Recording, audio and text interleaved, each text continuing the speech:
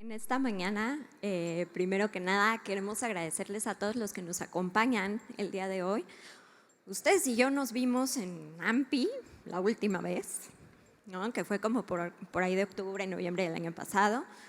Y después tenemos la fortuna de tener un montón ya de seguidores con nosotros, informarles acerca de todo lo que les estamos haciendo respecto a la farmacogenómica en México. Es un gusto para mí coordinar esta ponencia. Vamos a empezar primero con el doctor Daniel Mueller, que está remoto, ¿no? Y el doctor Daniel Mueller es Head of Farmacogenomics Department en la Universidad de Toronto. También trabaja con la Universidad de Vancouver y estrechamente también con algunos grupos como la CEPIC, la Agencia de Medicina Europea y otras agencias de medicina dedicadas al estudio de la farmacogenómica. Y afortunadamente está con nosotros el día de hoy para darnos su ponencia. Posteriormente va a estar la doctora Frine Galicia, que es directora de área médica de Novagenic en la actualidad, y después una servidora. Les vamos a presentar algunos resultados de lo que hemos estado trabajando en la muestra. Entonces, bueno, esperamos que sea de su agrado, y todos ya con su cafecito, sus galletas, y pues que lo disfruten.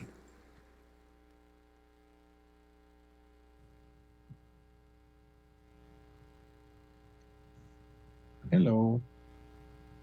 It's my pleasure to talk about pharmacogenetics in psychiatry as a way of a more precise way of prescribing medication, also known as precision medicine. My name is Daniel Mueller. I'm a professor at the University of Toronto, and I'm a senior scientist at the Center for Addiction and Mental Health in Toronto. I typically like to start with this quote made by a Canadian physician a long time ago, who said, if it weren't for the great variability among individuals, medicine might be a science and not an art. And what was meant by that, obviously, is that medicine is, of course, a science, but to really get everyone well, you need some creativity, like artists would maybe need to typically use for their achievements. And unfortunately, that situation has not changed very much. In psychiatry, we actually have a great and really huge inter-individual variability when it comes to response to treatment. So unfortunately, we have not much improved this scenario here over the last 100 years or so. And another problem is, the global endemic of mental health issues. As our world becomes more complex, we also see more patients coming to, ask for a psychiatrist. And here, these are just numbers from our emergency room at CAMH where I work.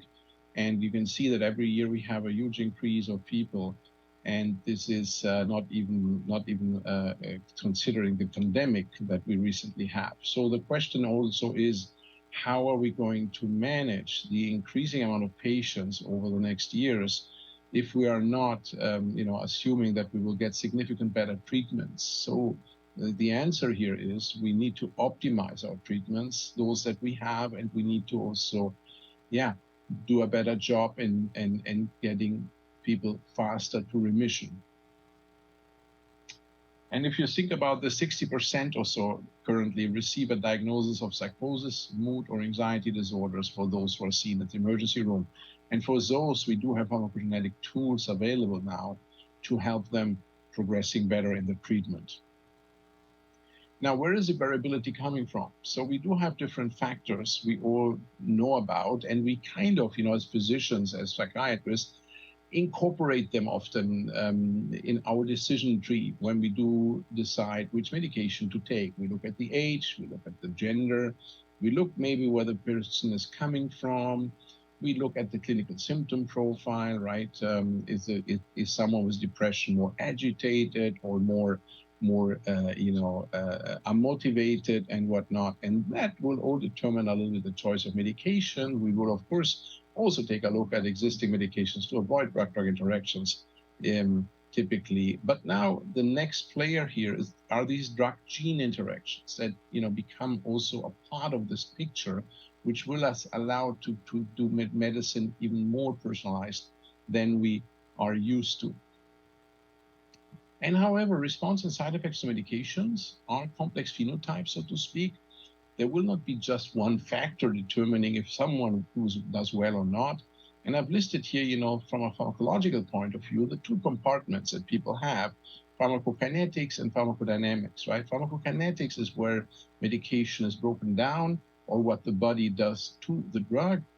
And pharmacodynamics is what does the drug actually do to the body. And in our psychiatric medications, typically that means, modulating some receptors or some transporters at the level of the brain, right? And that will then determine response and side effects. But there is variation here in the architecture of our genetics, right? That we will see in a moment. And as I mentioned, however, there are also these other factors here that matter. And ultimately, it will be certainly important in the ideal scenario one day to incorporate anything that determines response and side effects. But so far, we have started and doing well with looking at genes which are metabolizing medications. And let's take a look at pharmacokinetics here. Again, this is pharmacology, basically basic principles of medications. But here, what is interesting is, here I have listed those enzymes which are most important and most relevant for most of the psychiatric medications that we're prescribing at this time. This was a few years back. But you can see that there are basically 4 major CYP enzymes, right, which are metabolizing our medications. CYP2D6, CYP3A4, CYP1A2, and CYP2C19, right? Depending on the medication that you give, there's a likelihood in psychiatry, with a few exceptions only, that any of the psychiatric medications are metabolized by one of these enzymes. And interestingly, CYP2D6 and CYP2C19 are genetically extremely variable, which means there's a lot of genetic variation there which determine the enzymatic activity. In contrast, CYP1A2 and CYP3A4 are less genetically variable, but they are extremely sensitive for drug-drug interactions or interactions with other compounds. 1A2, for example, is inducible by smoking, right? So any clozapine patient who smokes will probably, need a lower dose, need a higher dose if currently smoking, because it will help, it will have to degrade clozapine faster. And 3A4 also is a matter of a lot of drug-drug interactions, right? Okay. However, if we look at the existing concentration of cytochrome enzymes, we also see that actually the most prevalent cytochrome in our liver is CYP3A4, and CYP2D6 is actually very limitedly available. So the availability is very limited. And that means also that CYP2D6 is highly genetically variable, but it is and so it has a low capacity, but to some medication has a high affinity, and now it has also high genetic variability, which means basically there is this is a vulnerable factor here. The cytochrome 2D6 system is vulnerable and easily affectable because of these entities. And just to give an example, every one of us will have certain enzymatic activity, capacity, so to speak. And, most people are normal metabolizers. That means, their enzyme is working like, in the normal range, so to speak. But now we have people who are poor metabolizers on the left, who have a low enzymatic activity, for example, for CYP2D6.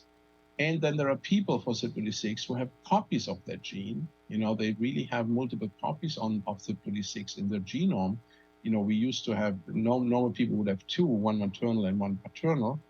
And now people sometimes can have more than 2, and then they're called ultra-rapid metabolizers. And that, in fact, matters. If you look at these people here, they all have taken the same dose of paroxetine, but they have very different plasma levels, right? So you can see that someone has taken 40 milligrams and has a huge, high level of paroxetine, whereas others who take 40 milligrams have a very low level. And if you don't know about genetics, and if you didn't know about CYP2D6, you would suspect that one has maybe accidentally overdosed or maybe even intentionally overdosed, and the other person is a non-compliant person.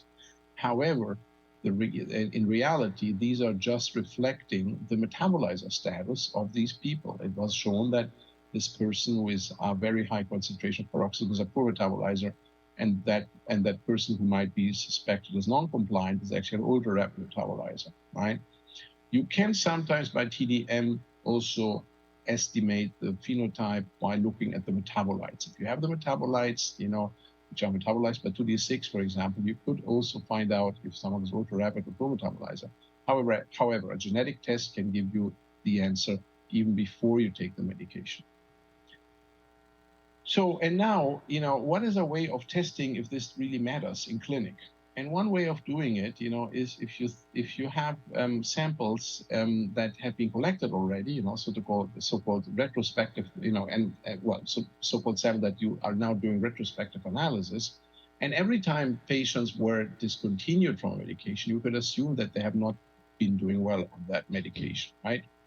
So let's take a look here, at one of the first studies we did when I arrived here. These are patients with OCD, obsessive compulsive disorder. And in collaboration with our senior author, Peggy Richter, she has a clinic of about 300 patients with OCD. And she has treated them for years without knowing anything about the genotype. But she noticed that some patients needed more trials until they found the best medication and the best dose. Okay, so they needed more trials. And in fact, when we looked now retrospectively into their genotypes, we found that those who needed more trials were those who were either super fast metabolizers or super slow metabolizers, right? On average, they needed 4.2 trials of antidepressants up until a good medication was found, where there's 2.7 in those who were relatively normal metabolizers, right? And so that was an interesting observation. And also, I just would like to stress that these people never knew about the genotype. So there's no placebo effect here in terms of if people know the genotype and now they've been told that this medication would work because they've done a genetic test. There is no placebo effect here. This was a retrospective analysis, right? And an interesting one, showing again, most likely that the number of trials was associated to the metabolic activity. Another study, very similar like that, basically was another retrospective analysis conducted by colleagues in Sweden. And they thought this effect was risperidone and aripiprazole. And here on the left, you see the risperidone level, the risperidone dose. And interestingly, doctors were not aware of the of the metabolizer capacity of these patients. But you can see that intuitively by trying to titrate the patient up to the best dose, they could see that, they could see that poor metabolizers would get less medication, and rapid metabolizers would get more risperidone. Again, it was not without knowledge, but it was titrating up to the clinical judgment and tolerability. So this is nicely basically showing that doctors can compensate for their metabolizer status, even not knowing the genotypes to some extent. However, what they also was shown that those who are super slow, super fast metabolizers are most likely to be discontinued. So even if the dose adjustment was done, either the dose adjustment wasn't enough to compensate, or most likely it just doesn't work also, even if you adjust for the dose, because metabolites might now be different. Metabolites might cause side effects, for example, right? Metabolites might also cause maybe people to have other unwanted and unknown side effects or whatever, which might result in non-response. So this was another confirmation about that enzymatic activity matters in terms of response and again, doing well on a certain medication. And so you can see this U-shaped curve. I just wanted to mention this. Basically you see that those who are at the far end of metabolizer capacity are those who are doing the less well. And here, interestingly, another study done with children and adolescents looked again, into the CYP2C9 metabolizer status, which is, the main enzyme metabolizing citalopram and escitalopram. And here again, they saw that, those who are, the super fast and super slow metabolizers were most likely discontinued with escitalopram and citalopram, showing again this U-shaped curve that I just mentioned, confirming again that, those people should not have been treated in the future, or should not have been treated in the past with escitalopram, citalopram. Once a genotype is known in the future, they should just take something else, right? Now, you can argue, and you might have seen the numbers earlier, that, okay, but those slow and rapid metabolizers are relatively rare, right? I mean, in fact, if you see this random sampling of 360 Europeans, approximately, there's about 2 or 3% only rapid metabolizers on average in people of European ancestry, and about 5% of poor metabolizers. But that's all. And you can now wonder, is it really worth to test everyone? Well, I mean, it really depends. These are numbers about Europeans. Numbers in other cultures can vary dramatically also in other ancestries. And then also it depends on your clinical population. So don't underestimate the frequencies. I'm going to show you this in a moment here. So, if you look at the, the human ancestries, before the big migrations happened about 15,000 years ago, for thousands and thousands of years, these ethnic groups have kind of evolved a little bit on their own, independently, so to speak. And nowadays, because of that, because of that history, we see huge variations in genetic variants across the world. And here is an example, where you can see that, for example, on the level above, CYP2D6, poor metabolizers and rapid metabolizers differ, depending on where people are coming from, right? And you can see that actually, people from Oceania, so these are people from the Pacific, starting from Asia up to the Pacific, ending in America, that those have often a very high frequency of being CYP2C19 poor metabolizers, much higher than anyone in the world has, right? And so these are interesting and important observations, particularly if you deal with a clinical population of diverse ancestry, right? You should always keep in mind that their metabolism is maybe very different based on the genetics, and that might also be the reason why they might not respond well on some of the standard medication and standard doses.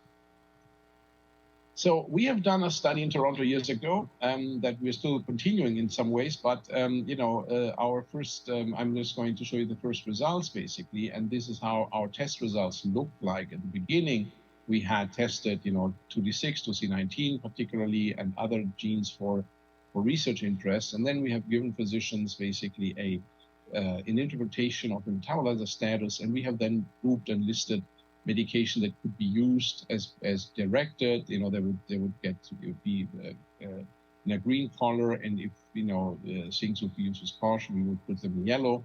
And here, for example, in this example, if someone's a CYP2C19 poor metabolizer, these are the medications someone should avoid. So that was what we gave to the physicians, and that's how we hope to improve treatment here with our patients at our center.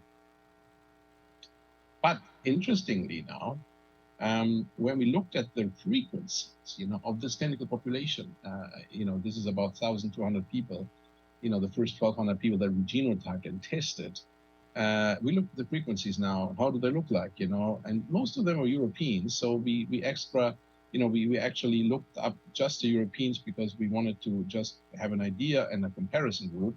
And look at that, those numbers here are much different from what we would expect from a random population, right? So the random population would show at least 80% normal metabolizers typically. and then maybe 12% intermediate, which are just a bit slowed down, but still quite normal in some ways. We would expect 5% poor metabolizers, maybe, 5% poor metabolizers, maybe 3% rapid metabolizers, but we saw much higher frequencies. And why is that? Well, that's because we are a specialized center, a tertiary care center, and people referred to us are more likely to have not done well on medications in the community, and now they refer to us and look at that. Most of them have a higher frequency of being abnormal metabolizer, which means the reason why they have not been doing well in the community is most likely because they have been on medications which they didn't tolerate, right? So that's a nice proof of concept just here by itself, that you need to look at your clinical population, and there might be high levels of poor and rapid metabolizers, depending on what your setting is. So in this case, it was really important to do the genotyping and to help them getting on their medications that they are tolerating, right? Okay, and this is how a report would look like. So it's relatively simple and straightforward.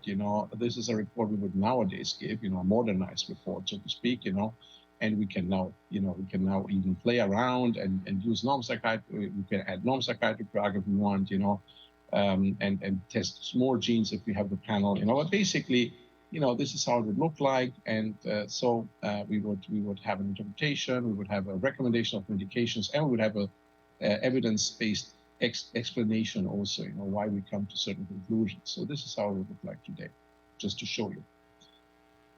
Patient testimonials. I'm not going to use much time to talk about that, but I can tell you patients love pharmacogenetic testing, particularly after they have struggled with medications. Okay, they come and do the test, and finally they get some new medications, and all of a sudden it works, and they go like, wow, if I just knew it, I would have done it years ago or months ago.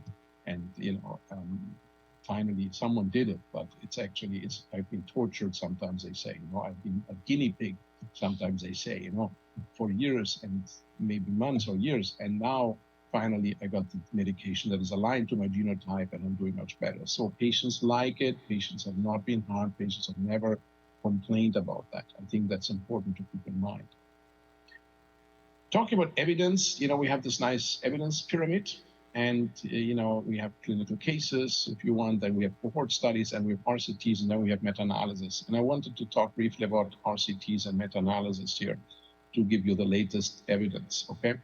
And this is a study we conducted here in Toronto, and at week 0, on this graph, on week 0, everyone, was randomized either to get genotype-based treatment or to get, treatment as usual. The physician just could choose, but was blind to the genotype. And interestingly, those who were, receiving pharmacogenetic testing were now aligned finally to medication their genotype would correspond to, and they did significantly better, and were remitted. Whereas those who received the treatment as usual, there was only a small proportion of patients who remitted. So here, finally, in this trial, after patients got their medications, but they needed to fail 1 or twice before they started this trial, now that genotyping was done, their genotype has been aligned to the medication, and boom, you see a much higher percentage of remissions, which is here in this picture. Without genotyping, maybe 10% remitted now. With genotyping, 16% remitted. So that's 6% difference, and that's a lot. If you think about saving 6 people out of 100 every time you use a pharmacogenetic testing, that's a lot of people who are safe from being labeled treatment-resistant depression, with treatment-resistant depression, whereas they just never got the real medication, for them, right? So that's, I think, an important lesson we learned from our clinical trial here in Toronto.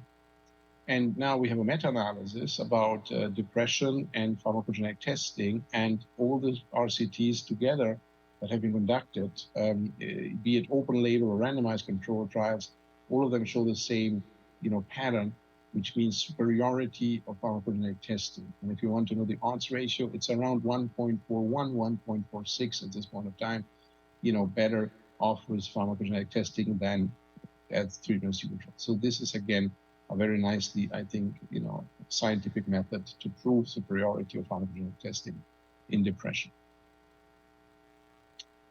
Now, briefly, There are agencies also, expert consensus guidelines, and one of them is PharmGKB. They level all the monitor all the literature, and then give certain levels of evidence. And if it's level 1 or 2, that means the evidence is high. Then it goes to the next agency called CPIC, and they will then put together an expert group and write guidelines. Okay, so this is how it looks like. And after that, they had, after going through this process, 32 gene drug pairs were identified by PharmGKB of having the evidence, and by CPIC to have an actionability, which means, there is something that can be done about it once the genotype is known, right?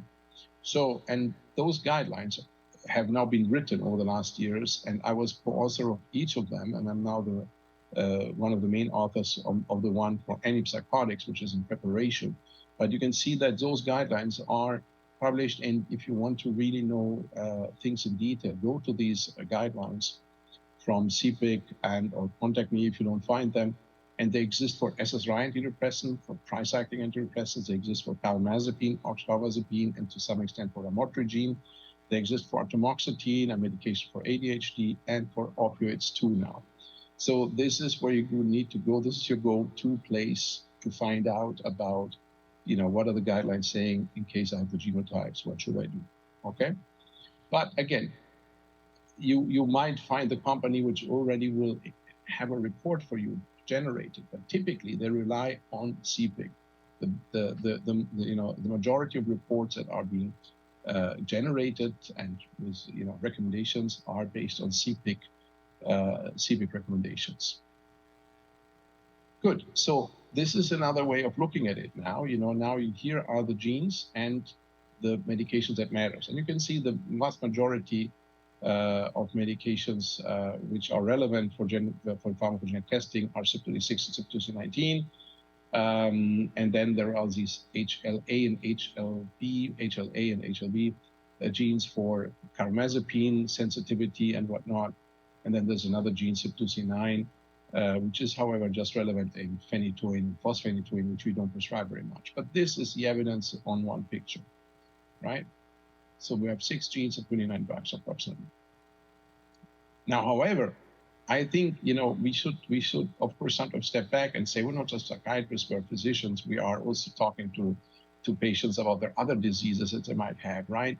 And here you can imagine now that pharmacogenetics has also evolved in other fields of medicine, not just in psychiatry, right? And to give an idea, this is actually the pharmacogenetic evidence now for all the medications that we can think of. And ideally, and this will happen at some point, patients should be tested for all these genes, and then they would be recommendations being possible for all the medications that you see here, right? That's basically the, as I call it, the everything, everywhere, all at once model that we will go to in genomic medicine. I'm not sure if you heard about this movie. Just because I like movies, I choose this title.